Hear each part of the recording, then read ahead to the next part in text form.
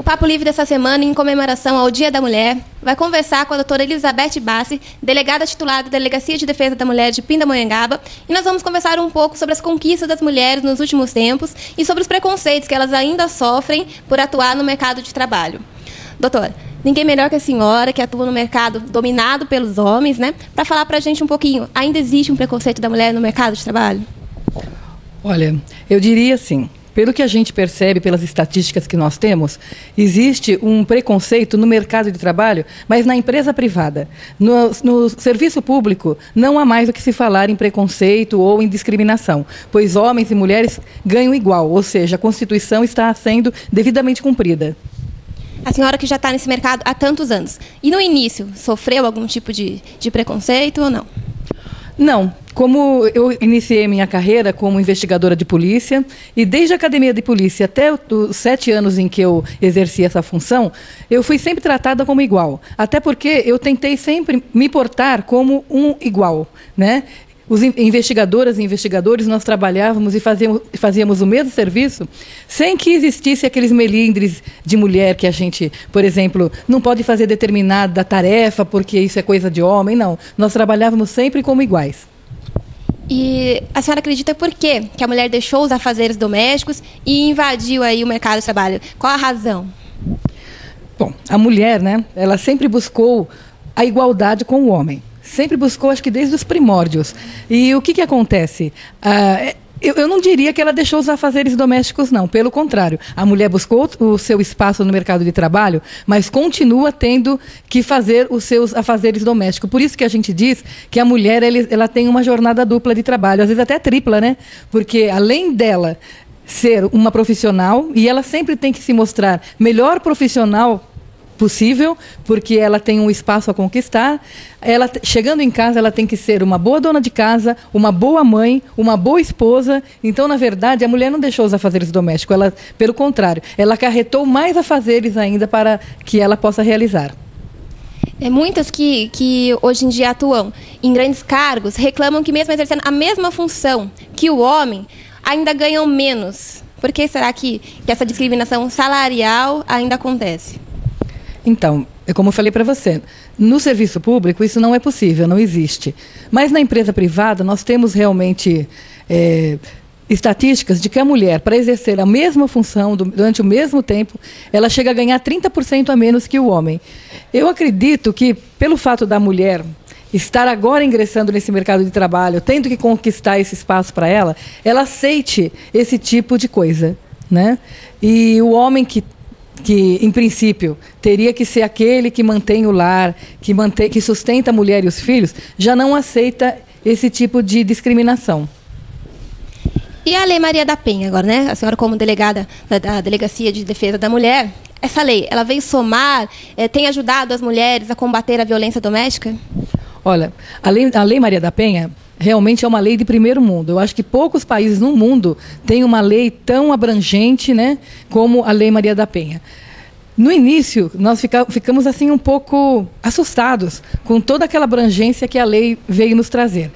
Mas nós verificamos o seguinte, que antigamente nós não tínhamos um instrumento para utilizar que desse realmente visibilidade ao nosso trabalho e desse para a vítima uma visão de que o caso dela estava sendo definitivamente resolvido. Antigamente nós não tínhamos isso. A Lei de Maria da Penha veio nos trazer esse instrumento, porque ela tem assim, possibilidades tão modernas que nós podemos, no mesmo dia, retirar um homem da casa através de uma medida protetiva, o que não acontecia anteriormente, em que a separação de corpos demorava, às vezes, até 6 meses para sair, e aquela mulher estava sofrendo diariamente um risco até mesmo de vida. E aqui em Pindamonhangaba, quais são os fatores, né? Quais os maiores casos registrados aqui pela DDM? Olha, as maiores incidências de delitos praticados contra a mulher são a ameaça, né, que vai desde uma ameaça de agressão até mesmo ameaça de morte, depois a lesão corporal, depois nós temos a injúria, calúnia, difamação. Num nível bem mais baixo nós temos o estupro, o atentado violento ao pudor. E eu digo para você o seguinte, nós em qualquer dos casos, nós tomamos todas as medidas que nós temos condições de tomar naquele momento. Por quê? Às vezes a pessoa vai e fala assim, mas é somente uma ameaça. Mas nós partimos da seguinte premissa: uma simples ameaça pode se tornar amanhã um homicídio. Então nós temos por obrigação tomar todas as medidas que nós temos condições. Por quê? Se a mulher vem e diz que ela está sendo ameaçada de morte ou até uma ameaça mais leve e ela quer uma medida protetiva, nós imediatamente fazemos, para evitar que isso venha a se tornar um caso muito mais grave. E a mulher que chega aqui hoje, qual é o procedimento tomado?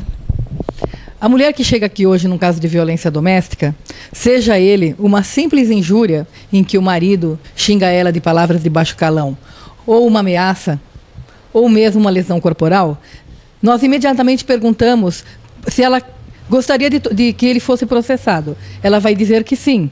No caso dela dizer que sim e querer uma medida protetiva, e as medidas protetivas são as seguintes: o homem, se ela quiser que ele seja retirado imediatamente da casa, ou se ele já estiver fora da casa, mas ela não quiser que ele chegue perto dela,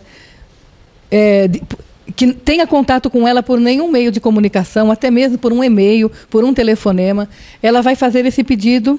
Nós vamos registrar o boletim de ocorrência, vamos fazer a requisição para ela fazer exame de corpo de delito, vamos ouvi-la, instaurar imediatamente o inquérito policial, e essas medidas protetivas têm que estar na mão do juiz no prazo de 48 horas. E quais são as medidas aqui? Tem psicólogo, tem um acompanhamento para essas mulheres? Nós temos aqui na Delegacia da Mulher uma equipe multidisciplinar que atende essa mulher em todos os níveis. Então, nós temos uma equipe de estagiários de direito que orientam essa mulher, né? Temos uma equipe de psicólogos e uma equipe de assistente social. Todos eles fazem um trabalho interligado para tentar dar o maior apoio possível para essa mulher vítima de violência. Aqui na região, tem algum dado que comprove qual cidade registra os maiores casos de violência doméstica? Olha, aqui na nossa sub-região de Taubaté, né, que comporta todo o Vale do Paraíba, toda a região de Taubaté e a região da Serra da Mantiqueira, as únicas cidades que têm delegacia de mulheres são Taubaté e Pindamonhangaba. Taubaté, até pelo número de habitantes, é o que registra maior número de ocorrência. Pindamonhangaba também tem registrado bastante ocorrência. E isso por quê? Isso se deve, primeiramente, né, a esse trabalho de divulgação, como é esse trabalho que vocês estão fazendo. Então, a mulher tem consciência de que ela tem um local onde ela pode procurar apoio, pode procurar ajuda, entendeu? Então, isso vem aumentando muito o número de mulheres que nos procuram. E, em segundo lugar, eu acredito, pelo sucesso da Lei Maria da Penha. Porque a mulher agora, ela vem, ela registra a ocorrência e ela sabe que vai ter uma resposta para aquele registro dela. Isso antigamente não existia. Até pelo trabalho que nós temos feito, bastante íntimo com o fórum, em que nós mandamos, como eu falei para você, em 48 horas, nós mandamos para o juiz as medidas protetivas solicitadas pela mulher, e eu diria que 90% dos casos, os juízes aqui da nossa cidade têm acatado e deferido essas medidas protetivas. E isso tem evitado que problemas maiores venham a ocorrer naquela família. Em Taubaté, a prefeitura criou um centro para estar abrigando essas famílias, essas mulheres que denunciam, que têm filhos, né? Aqui em Pindamonhangaba, tem alguma previsão para que isso também aconteça? E onde as mulheres são encaminhadas, caso não possam voltar depois da denúncia para os seus lares? Olha, aqui realmente nós não temos nenhum local de abrigamento dessas mulheres. Então, a nossa orientação para elas é que elas procurem a casa de algum familiar, a casa de alguma pessoa que possa abrigá-las, né, enquanto não sai a medida protetiva. E teve casos, ocorreram já casos em que nós precisamos, que a mulher efetivamente estava correndo risco de vida. As filhas dela estavam sendo molestadas sexualmente.